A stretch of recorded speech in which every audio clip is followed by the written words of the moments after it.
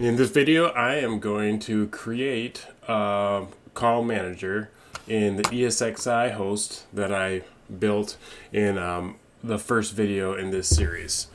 To do this, you're going to need some kind of environment. You could use ESXI like I used, or probably easier would be to use a VMware player. And then you are also either going to need the specs for call manager, which is in the last video I made. There's a link in the description, and you're also going to need a bootable ISO, which you can learn about that in the last video I made as well.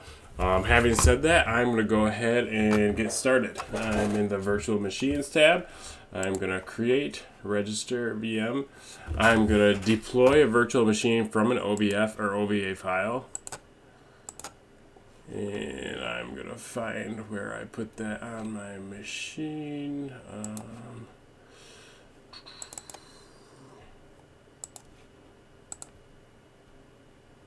I'm going to call this one lab CUCM -01. Click next. I only have one data store, so I'm going to use that one. And I'm going to use 2500.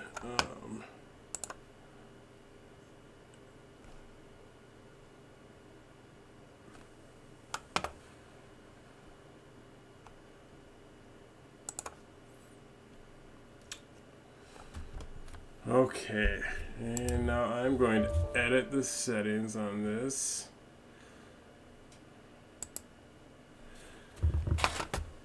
So in the CD DVD drive 1, you need to put in the bootable ISO. Make sure you also put the connect button. And then I'm going to find the ISO.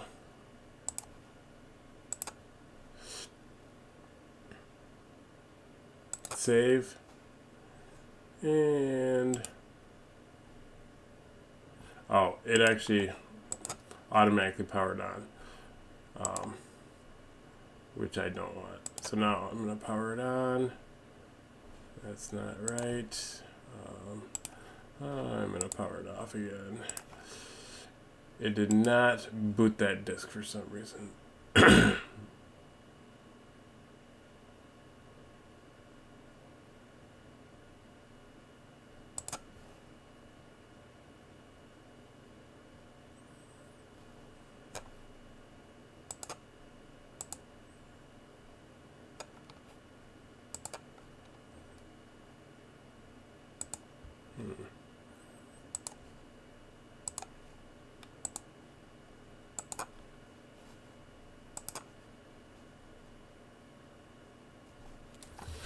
Okay, so now it is booting that disk.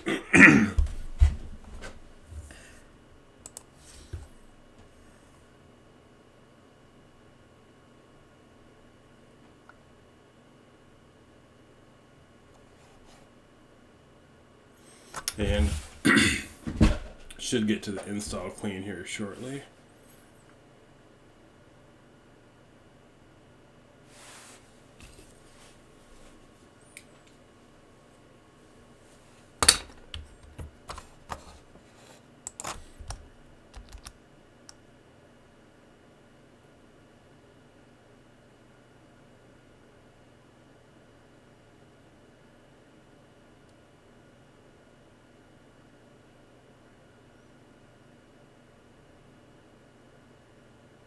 Okay, so we want to use Cisco Unified Communications Manager. To move around, you press Tab, press Enter for OK.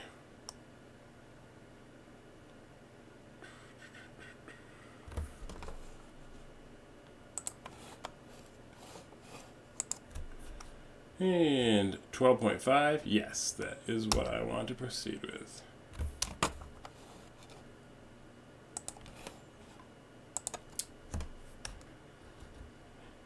And you can choose to install all the files and then do the network setup and everything, but I'm just going to do that ahead of time and then install. No, I would not. Basic. Okay. So for my time zone, I'm in Michigan, so I'm going to do America, Detroit.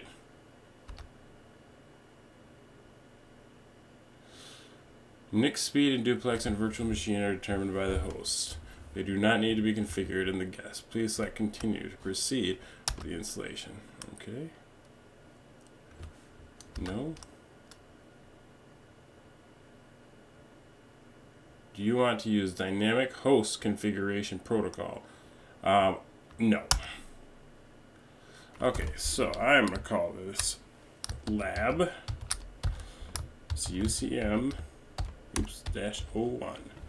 Okay, and my network is 10.0.0.0 on the /24 network. So, actually, I'm going to pause this and make sure that the IP address I want to use is free.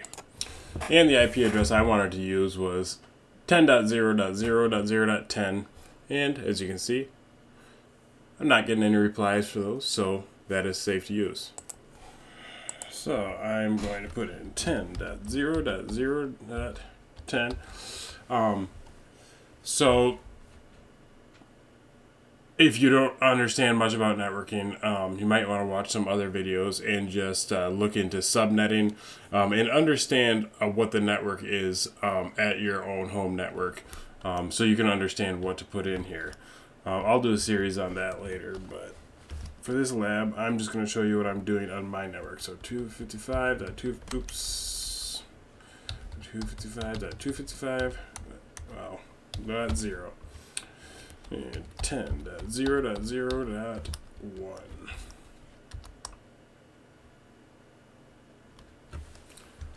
And I do not want to do DNS.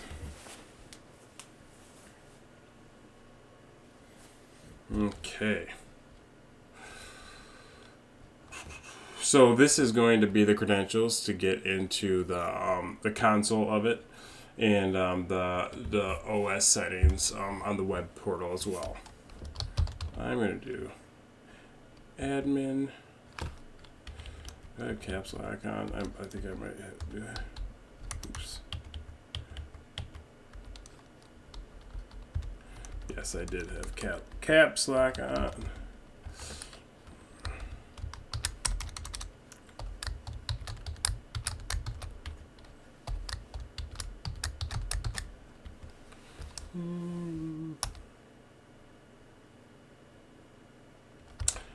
Nice.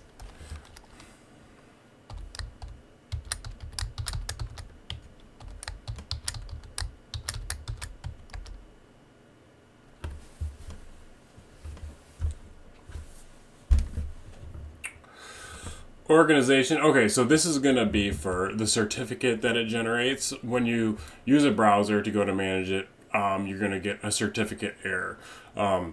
And this is the information that we would put in. If you were, or if this was a production server, you would put in your company. So I'm just going to put in some bogus information. I'm not going to buy a certificate for this.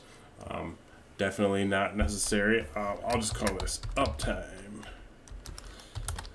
network. Wow, I cannot type this morning. It's early. Unit, and I will call this lab location GR Michigan.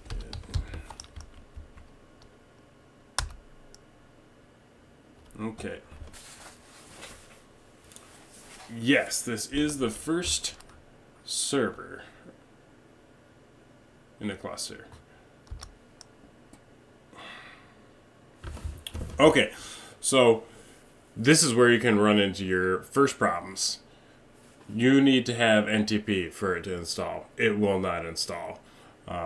So I will show you how to get past this. So here is an NTP server you can download to run on Windows.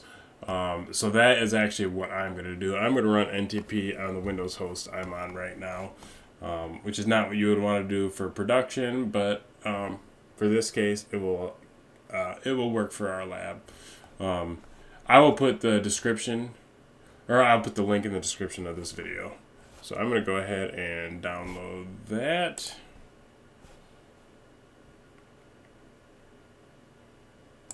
That was quick. I'm going to open it. And looks like I already had it running actually.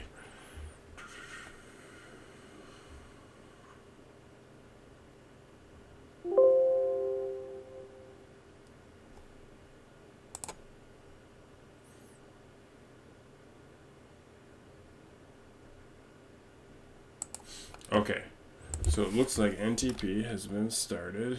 So there should be something from Meinberg in here somewhere.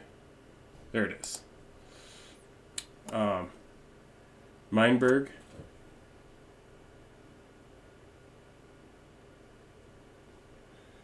I'm going to start NTP status. Oh, that didn't work. System error 5 has occurred. Access is denied. Let me try that again. I'm going to try running it as administrator. Okay, I believe I actually already had it running, but I'll show you what I did. So I went back down to Meinberg. Where are you again? I don't know why that's not working.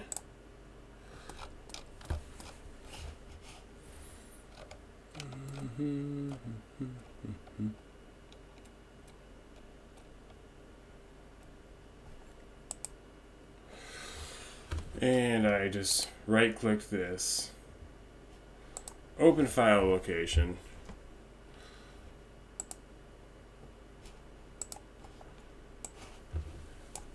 And then I held down Shift, run as administrator. And then it said that it is already running. So we should be good to go. Now I'm going to have to note the IP address of my host. So I'll open up, I'll press the Windows button, type command, oh, not that one. Try it again, CMD. Command prompt. Okay. And what I'm going to do is I'm going to type in ipconfig, and this is going to show me my IP address for this local machine. So my address is 10.0.0.53. So that's what I'm going to put in there. So back to here. 10.0.0.53. And click OK.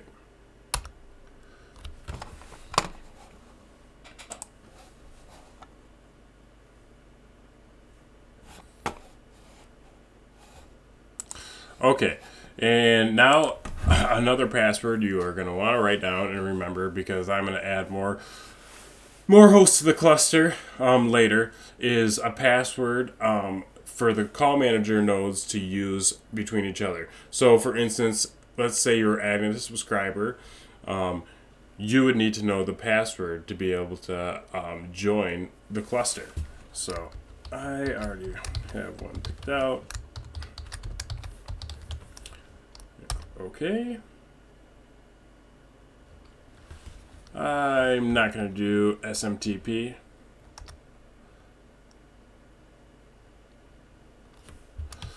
I'm not worried about that.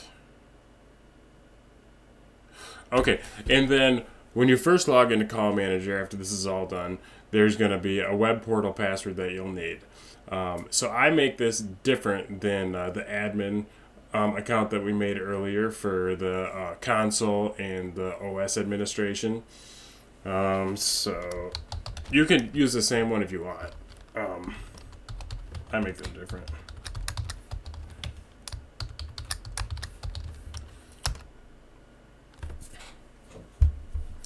And the platform configuration is complete. So I am going to click OK and run the installation.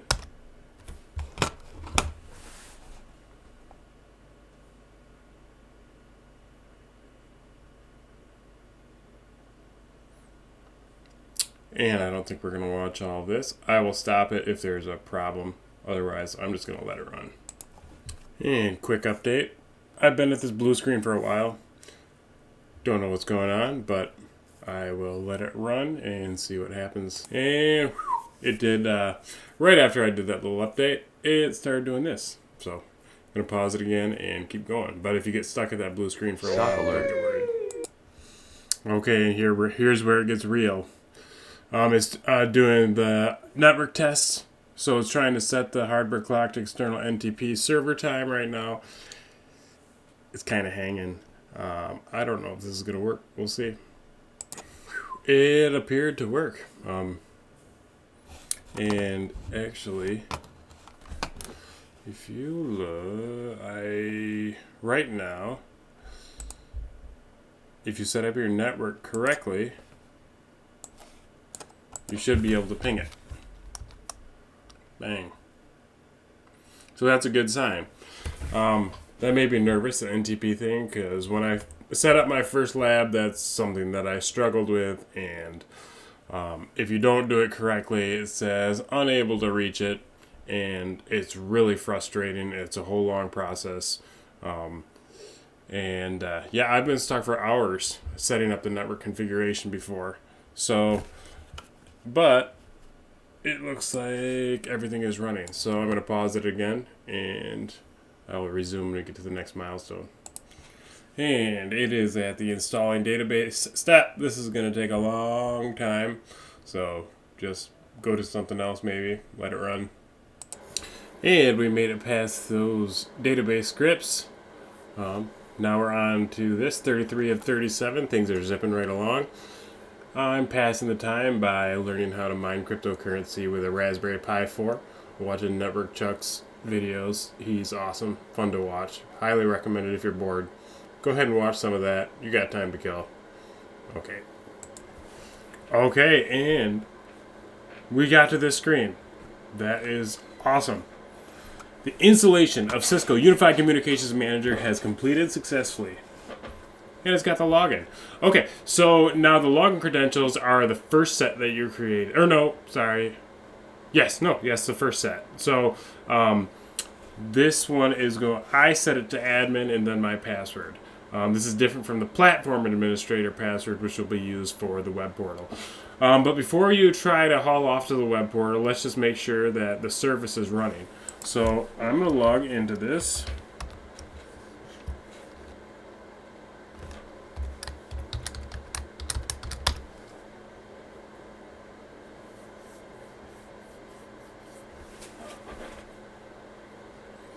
It's taking a little bit.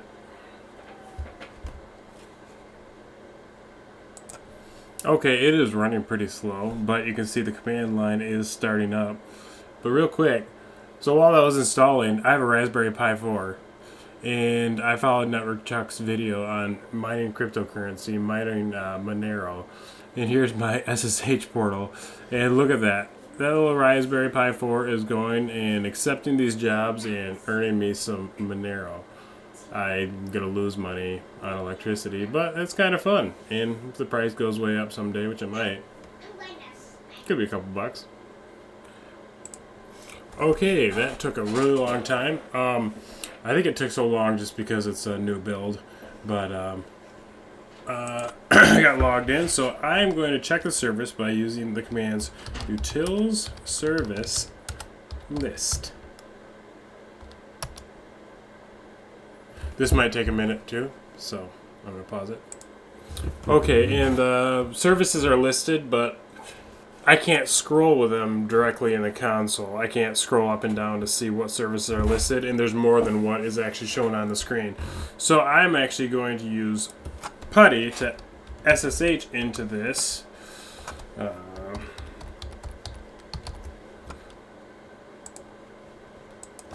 Looks like things are running faster already.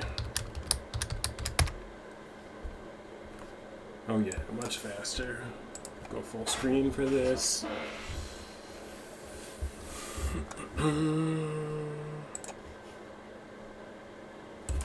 Okay. Again, util service list.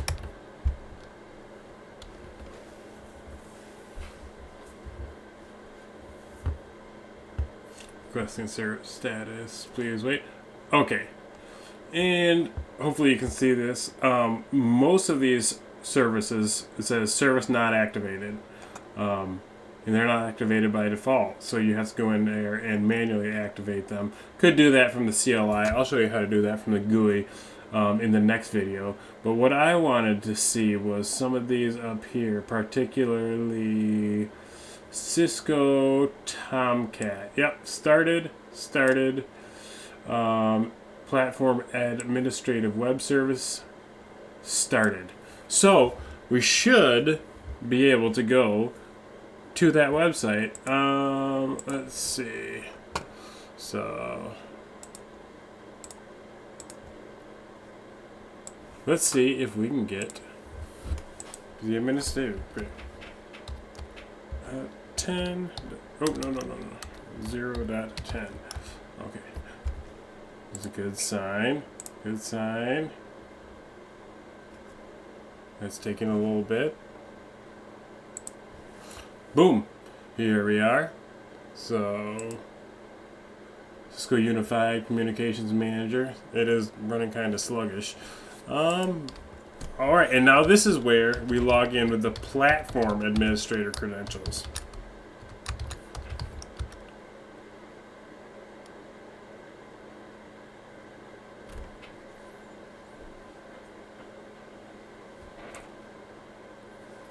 Looking pretty good. It's really slow. But I guess for a virtual machine running on ESXI on a really old desktop computer, it's not too bad. And here's the good news. We did it. It's working. How awesome is that? Screaming at me about a number of things. Emergency notifications not configured. No backups configured. No 911 pattern. And the system is unregistered. But what's cool about that is we get 90 days free. So, yeah, we did it. In the next video, I will go over the basic setups. Turn on the services.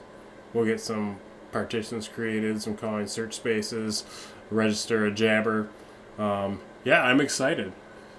This is a big milestone. If you got this far, then you got your sandbox ready to go, and you can really learn about Call Manager and get some voice skills, which are so needed. It's amazing how few people there are that actually do this.